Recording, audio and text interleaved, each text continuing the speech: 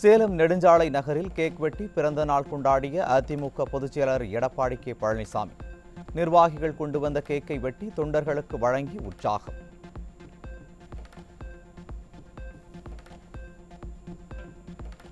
பிறந்த நாளையொட்டி அதிமுக பொதுச் செயலாளர் எடப்பாடி கே பழனிசாமியை சந்தித்த கழக நிர்வாகிகள், முன்னாள் அமைச்சர்கள், நிர்வாகிகள், தொண்டர்கள் கழக பொதுச் செயலாளருக்கு வாழ்த்து தெரிவித்தனர்.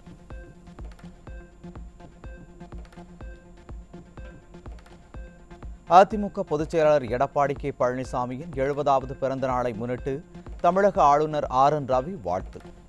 மகிழ்ச்சியுடனும் நீண்ட ஆயுளுடனும் நல்ல ஆரோக்கியத்துடனும் இருக்க இறைவனை வேண்டிக் கொள்வதாக வாழ்த்து.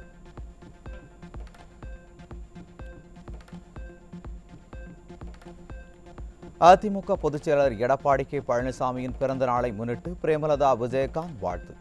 தொலைபேசியில் தொடர்பு கொண்டு வாழ்த்து தெரிவித்த தேமுதிக பொதுச் செயலாளர் பிரேமலதா விஜயகாந்த்,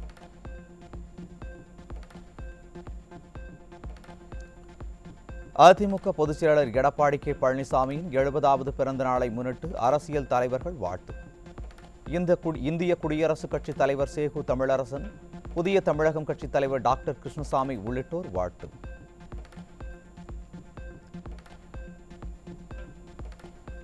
சேலம் நெடுஞ்சாலை நகர் இல்லத்தில் கழக பொதுச் செயலாளர் எடப்பாடி கே பழனிசாமிக்கு பிறந்த நாள் வாழ்த்து. மாட்டு வண்டி மற்றும் டிராக்டர்களில் பழங்கள், கரும்பு உள்ளிட்ட 50 வகையான சீர்வரிசைகளை எடுத்து வந்து தகவல் தொழில்நுட்ப பிரிவு நிர்வாகிகள் புரட்சித் தமிழர் எடப்பாடி கே பழனிசாமிக்கு பிறந்த நாள் வாழ்த்து தெரிவித்தனர்.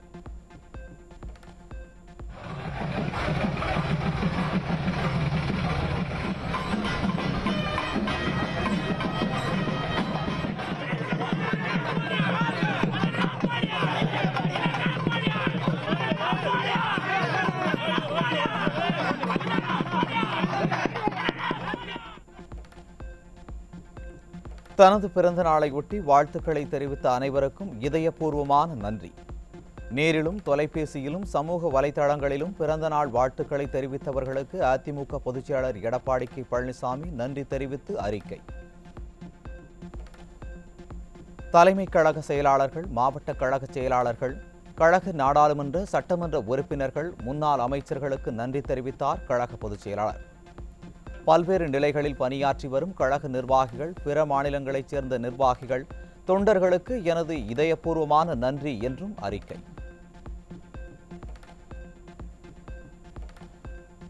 தேமுதிக பொதுச் செயலாளர் பிரேமலதா விஜயகாந்த் உள்ளிட்ட கூட்டணி கட்சி தலைவர்களுக்கும் அரசியல் கட்சி தலைவர்களுக்கும் நன்றி.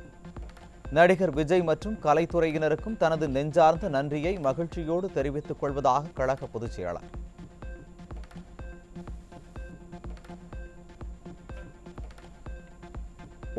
ஒகேனக்கல் அருகே பெண்களை தாக்கி வன்முறையை கையாண்ட விடியா திமுக அரசுக்கு அதிமுக பொதுச் செயலாளர் கடும் கண்டனம். மண்ணின் மைந்தர்களான பூர்வக்குடி மக்களை அடிப்படை மனிதாபம் கூட இன்றி வலுக்கட்டாயமாக வெளியேற்றுவது ஏற்புடையதல்ல எனவும் அறிவுரை. ஒகேனக்கலில் சட்டத்தின் நெறிகளை மீறி செயல்பட்ட வனத்துறை மற்றும் காவல்துறையினர் மீது தக்க நடவடிக்கை எடுக்க விடியா அரசுக்கு கழக பொதுச் செயலாளர் வலியுறுத்தல்.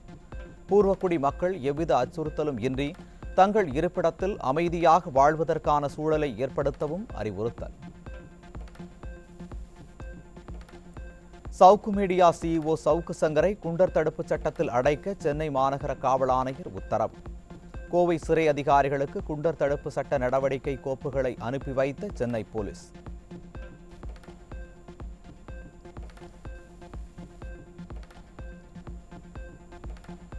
பேரறிஞர் அண்ணா பற்றிய உண்மைக்கு மாறான மற்றும் வெறுப்பு பேச்சு விவகாரம். பாஜக மாநில தலைவர் அண்ணாமலை மீது மேலும் ஒரு வழக்கு பதிவு.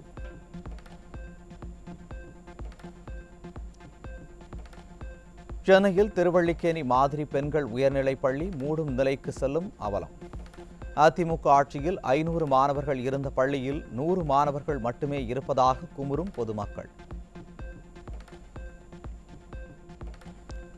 பொதுத் தேர்வுகளில் அதிக மதிப்பெண்கள் பெறும் மாணவர்களின் பட்டியலை வெளியிட்டு விளம்பரம் தேடும் தனியார் பள்ளிகளுக்கு துணை போகும் திமுக அரசு.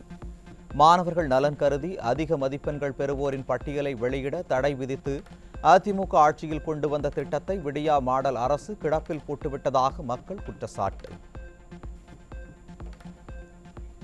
பொறியியல் படிப்புகளில் சேர கடந்த 6ஆம் தேதியில் இருந்து இதுவரை 1,00,000 பேர் விண்ணப்பித்துள்ளனர். பொறியியல் படிப்புகளில் சேர 56,044 பேர் விண்ணப்ப கட்டணத்தை செலுத்தியுள்ளதாகவும் 27,755 பேர் சான்றிதழ்களை பதிவேற்றியுள்ளதாகவும் அண்ணா பல்கலைக்கழகம் தகவல். மதுரை மாவட்டம் அவனியாபுரம் மாநகராட்சி அலுவலகத்தை மழைநீர் சூழ்ந்ததால் மக்கள் கடும் அவதி. மாநகராட்சி மழைநீரை வெளியேற்ற உரிய நடவடிக்கை எடுக்க வேண்டும் என வலியுறுத்தல். தமிழகத்தில் புதிய மின் இணைப்புகளுக்கு வளர்ச்சி நிதி என்று தாறுமாறாக வசூலிப்பதாக மக்கள் புகார். வாக்களித்த மக்களை கும்மிருட்டில் தள்ளிய விடியா அரசு.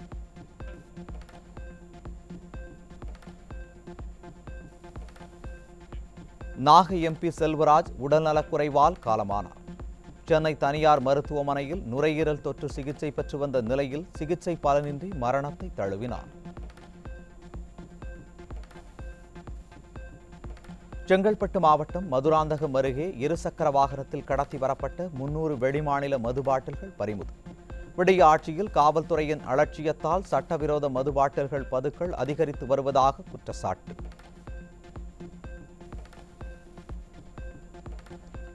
திண்டுக்கல் மாவட்டம் நத்தம் பகுதியில் பருவநிலை மாற்றம் மற்றும் வெயிலின் தாக்கத்தால் மாம்பழ விளைச்சல் பெரும் அளவில் பாதிப்பு.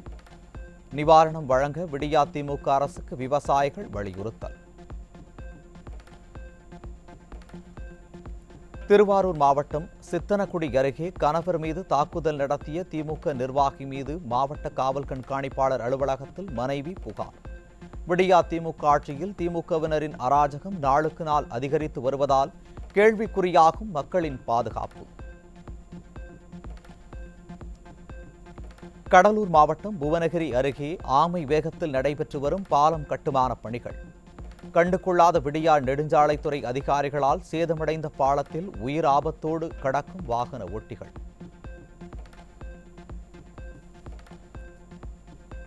கடலூர் மாவட்டம் புவனகிரி மற்றும் அதன் சுற்றுவட்டார பகுதிகளில் அடிக்கடி மின்வெட்டு ஏற்படுவதால் பொதுமக்கள் அவதி. பகல் மற்றும் இரவு நேரங்களில் அறிவிக்கப்படாத மின்வெட்டு ஏற்படுவதாக மக்கள் குற்றச்சாட்டு. தூத்துக்குடி மாவட்டம் திருச்செந்தூர் முருகன் கோவிலில் குடிநீர் வசதியின்றி பக்தர்கள் அவதி. விடிய ஆட்சியில் கூடுதல் விலைக்கு குடிநீர் பாட்டில்கள் வாங்கி பருகும் அவல நிலை. சென்னை கொடுங்கையூரில் பழிக்கு பழி கொலை செய்வதற்கு கத்தியுடன் சுற்றித் திரிந்த 4 இளைஞர்கள் கைது. வழிப்பறி மற்றும் நண்பனை கொலை செய்த நபரை கொலை செய்ய திட்டம் தீட்டியது அம்பலம்.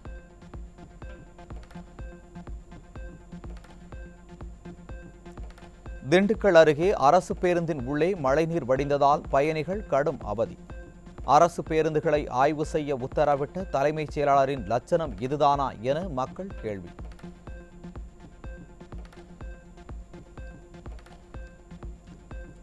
தமிழகத்தின் பல்வேறு மாவட்டங்களில் திடீரென பெய்த கோடை மழை.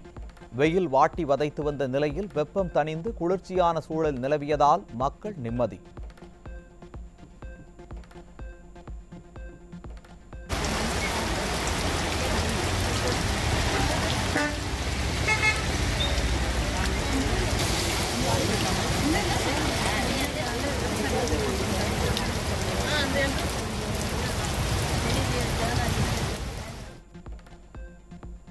சென்னையில் கண் துடைப்பிற்காக பசுமை பந்தல்களை அமைத்துள்ள விடியா அரசின் மாநகராட்சி நிர்வாகம். மெரினா கடற்கரை, ரிப்பன் மாளிகை உள்ளிட்ட முக்கிய பிரமுகர்கள் வசிக்கும் இடங்களில் மட்டும் பசுமை பந்தல் அமைத்துள்ளதாக குற்றச்சாட்டு. மதுரை அருகே ஓராண்டாக குடிநீர் இல்லாமல் வாடி வரும் கிராம மக்கள். விடிய ஆட்சியின் அலட்சியத்தால் ஜல்ஜீவன் திட்ட குடிநீர் குழாய்களில் வழிந்தோடும் தண்ணீரை சேமித்து வாழ்க்கை நடத்தும் அவலம்.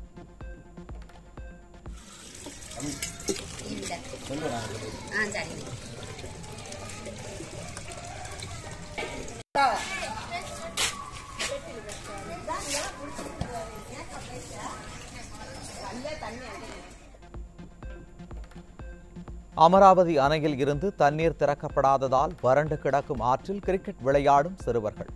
காய்ந்து கிடக்கும் அணையைக் கண்டு கண்களில் தண்ணீர் கூட வரவில்லை என விவசாயிகள் வேதனை. விடுமுறை தினத்தை முன்னிட்டு சேலம் மாவட்டம் மேட்டூர் அணை பூங்காவில் குவிந்த சுற்றுலா பயணிகள். மேட்டூர் காவிரி ஆற்றில் நீராடி சுற்றுலா பயணிகள் மகிழ்ச்சி. திண்டுக்கல் மாவட்டம் கொடைக்கானலில் நிலவும் இதமான காலநிலையை அனுபவிக்க குவிந்து வரும் சுற்றுலா பயணிகள். வார விடுமுறை தினமான ஞாயிறன்று அதிகாலை முதலே சுற்றுலா பயணிகள் அதிக அளவில் வருகை.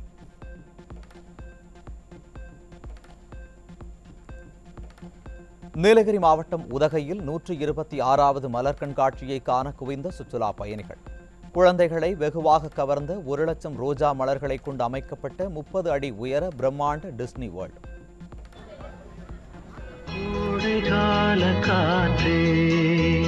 குளிர்தென்றல் பாடும் பாட்டே மனம் தேடும் சுவையோடு தினந்தோறும் இசை பாடு அதை கேட்கும் நெஞ்சமே சுகம் கோடி காணட்டும் இவைகள் இளமாலை பூக்களே புதுச்சோலை பூக்களே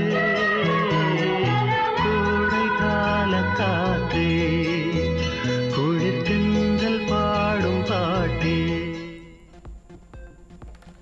திண்டுக்கல்லில் புகழ்பெற்ற மருத்துவ குணம் கொண்ட பன்னீர் திராட்சை விலை உயர்வால் விவசாயிகள் மகிழ்ச்சி. சீசன் துவக்கத்திலேயே 60 முதல் 70 ரூபாய் வரை கூடுதல் விலைக்கு விற்பனையாகும் திராட்சை. மதுரை மாவட்டம் மேலூர் அருகே 3 வருடங்களுக்கு பிறகு நடைபெற்ற சமத்துவ மீன்பிடி திருவிழா. பல்வேறு வகையான நாட்டு மீன்களை பிடித்து பொதுமக்கள் மகிழ்ச்சி.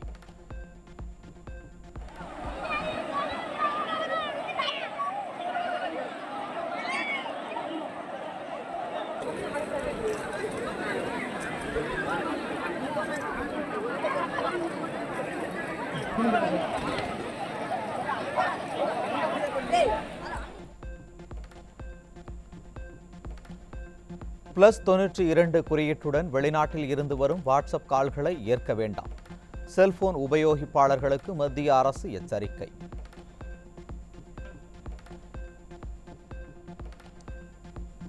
மகாராஷ்டிர மாநிலம் மும்பை விமான நிலையத்தில் 10 கோடி ரூபாய் மதிப்புள்ள கொக்கைன் பறிமுதல். பிரான்ஸ் பயணியின் வயிற்றில் இருந்த 110 கேப்சூல்கள் அடங்கிய கொக்கைனை அகற்றிய மருத்துவர்கள். மக்களவைத் தேர்தல் முடிவுகள் இழுபறியாக இருக்கும் என பரவும் தகவல். சுமார் 17,000 கோடிக்கு மேல் முதலீட்டை திரும்பப் பெற்ற வெளிநாட்டு முதலீட்டாளர்கள்.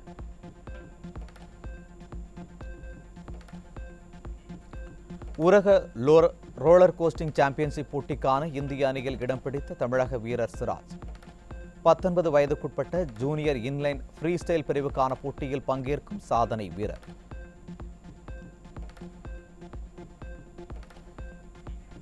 ராஜஸ்தான் அணிக்கு எதிரான IPL லீக் தொடர் 5 விக்கெட் வித்தியாசத்தில் சென்னை சூப்பர் கிங்ஸ் அணி வெற்றி. கோடை வெப்பத்தால் சரிந்து வரும் நீர்மட்டம். நீர்த்தேக்கங்களில் 47% நீர் உள்ளதாக நீர்வளத்துறை அதிகாரிகள் கூறும் நிலையில் தண்ணீர் பஞ்சம் ஏற்படுவது எப்படி என மக்கள் கேள்வி.